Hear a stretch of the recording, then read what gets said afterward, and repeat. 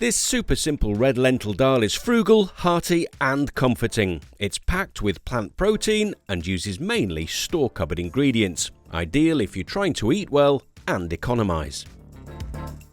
Put 300 grams of dried red lentils and 2 diced carrots in a large saucepan. Add 2 tablespoons of Madras curry powder and cook out the spices for a minute or two. Add 2 tins of chopped tomatoes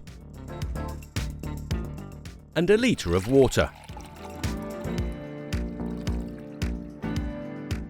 Simmer for 25 to 30 minutes until the lentils are soft and the dal has reduced. If you prefer a thicker texture, continue to simmer for 5 more minutes.